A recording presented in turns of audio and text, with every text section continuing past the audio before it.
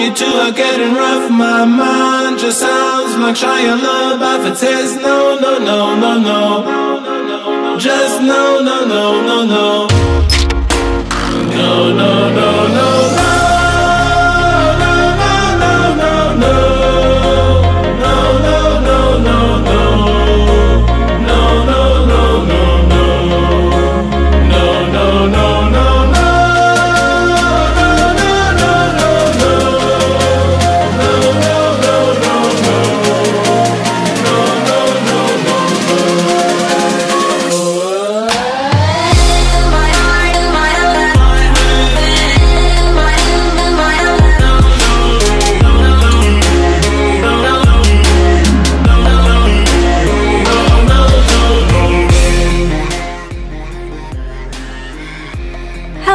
And welcome back to my channel. Today I wanted to share with you the third installment of my Fortnite series. So today I wanted to cover, of course, the magnificent Ragnarok. Let me know in the comments below if you enjoyed this series, which one of these looks was your favorite, and let me know if you want to see more like this. So starting off, the first thing that we want to do is to make our prosthetic. So the main face piece that we're going to be using is going to be a prosthetic that we make from liquid latex and cotton. So the easiest way to do this is beforehand. It's much easier to prep this kind of stuff way before, so then the application takes less time and it also turns out a little bit better because you can really see what you're doing. Normally, if you're going to be working with making prosthetics, you would use what they call a life cast. Now, life casts take a long time to do, and it's quite hard, especially to do it on yourself.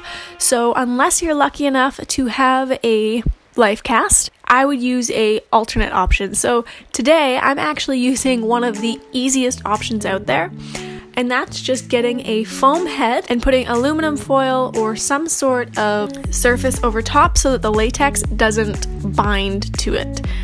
And from there, I'm just going to start sculpting my prosthetic. The easiest way to do this is to take cotton balls and liquid latex. You want to soak the cotton balls in the liquid latex and then start molding it into the shape that you want. Remember to leave yourself plenty of time for drying. I generally leave about 24 hours to let this prosthetic completely dry. It's just a lot easier to work with, and you don't have to worry about things moving around. Now for the teeth, I actually went ahead and used this foam-like clay. It's super lightweight, but it's easy to mold, so I was able to get the teeth structure that I wanted, and it was super, super, super lightweight, so it would really easily adhere to my prosthetic without adding extra weight onto it, because if you add more weight to your prosthetic, it's going to be really hard to stick it on to the place that you need it to stick. So essentially, we're going to try and stick this to our face later, and if it is really heavy, it's just going to fall right off. So finding materials that are super lightweight are key for this. Also, it's going to be 10 times more comfortable to walk around with a really lightweight kind of costume as opposed to something really heavy. That could get really old really quickly, especially if you're wearing this on a night out or for some other reason that you're going to be wearing it for a longer period of time.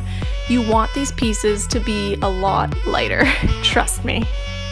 And for the teeth, once they're dry, I'm just attaching them to the main prosthetic. Again, I'm just going to use the cotton ball and latex method and just go around and form the gum area. This is super easy. I just used the end of a paintbrush to help sculpt it into place. And yeah, set it to dry and you are good to go.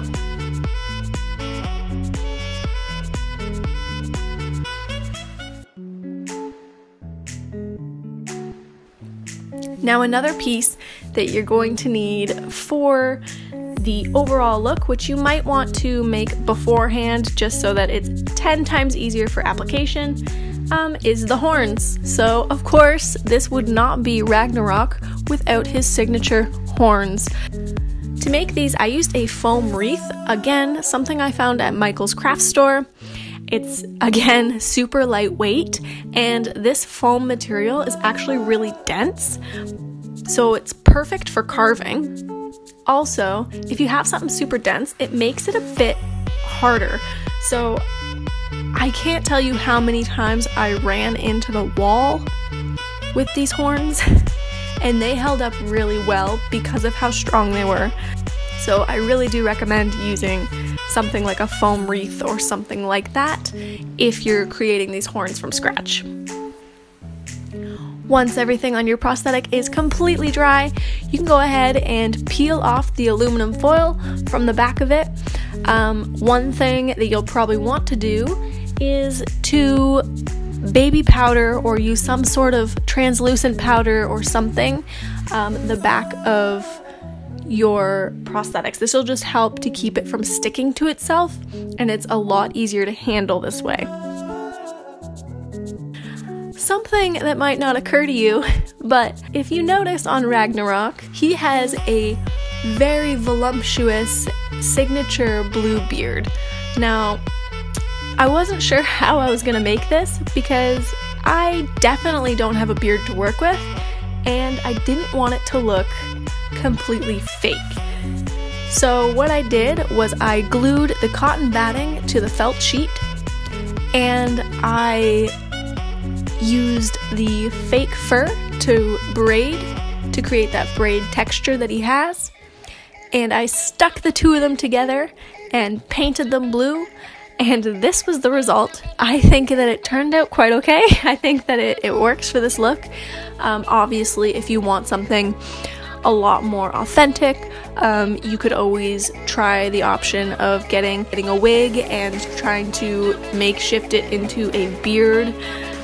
There's a few options there, but this was one that was super cheap for me to do, and it looked alright in the end. I mean, it's not perfect, but I think it works. So now that we have all of our pieces ready, we can go ahead and start putting things on our face, which is the fun part, I would say, kind of. First thing is first. You're gonna want to take your beard and put it on. For mine, I just attached a string and wove it through the top of the beard, and I tied it up around my ears and behind my head. Super simple, but it stayed and it looked quite good. I didn't have to worry about sticking it to my face. Now we get to look super crazy, and we put on a bald cap. Yeah, so I didn't want to worry about adhering all of the pieces and getting it stuck in my hair with the latex, etc, etc. The easiest thing to do at this point was to just put on a bald cap, and then I didn't have to worry about it. And because Ragnarok's head is supposed to be skull-like, it's perfect because it smooths out all the edges, and I didn't have to worry about my hair being there.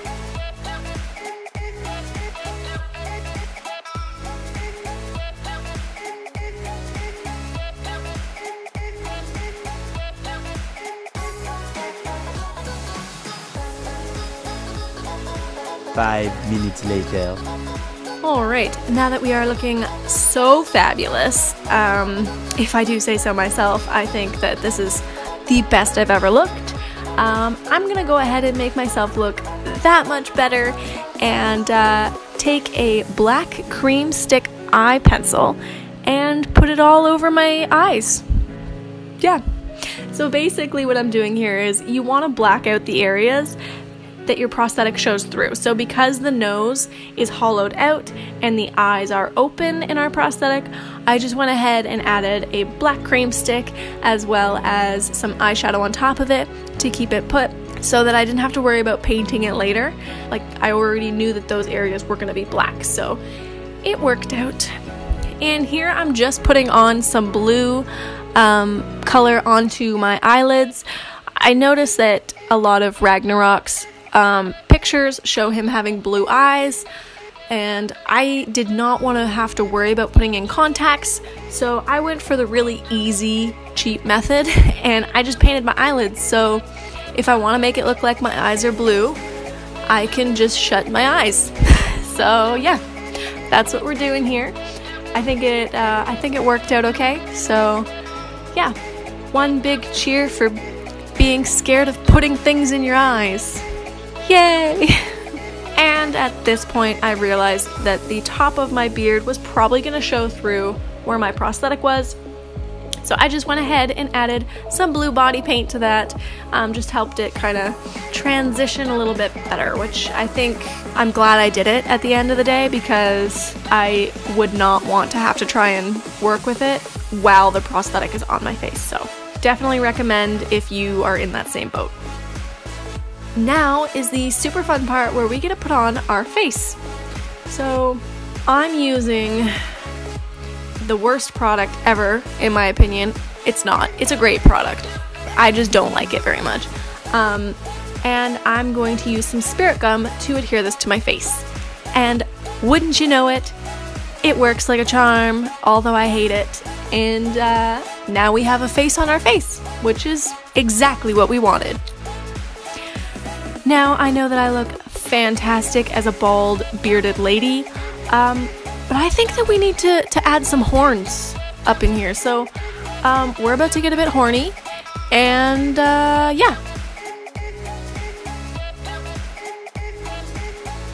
So I'll see you in just a second.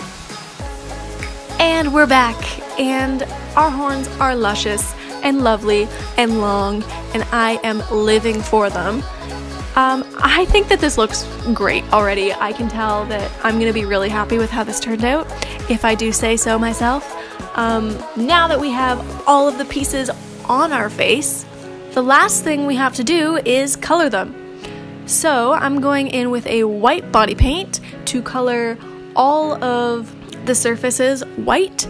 Since we are trying to mimic a skull, I decided to just go for a stark white.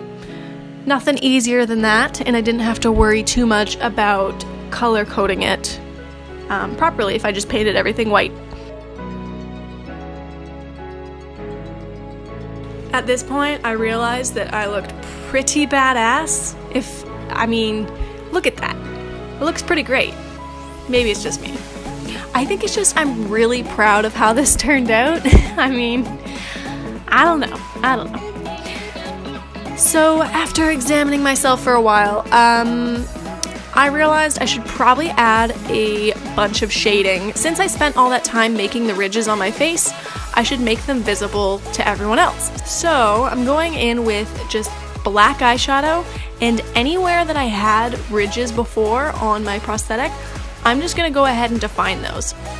So that's areas around the teeth, in the jaw, on the horns, up by the brow bone, underneath my eyes, around all the horns up top. Basically, this is gonna give me the expression that I need. It's really gonna define everything, and it's gonna take this look from 10 to like 100, in my opinion.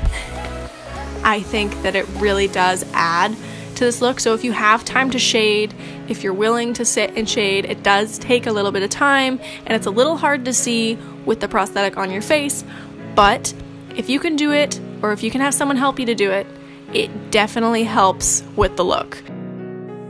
And that's it. That is all for today. That's how I did my look.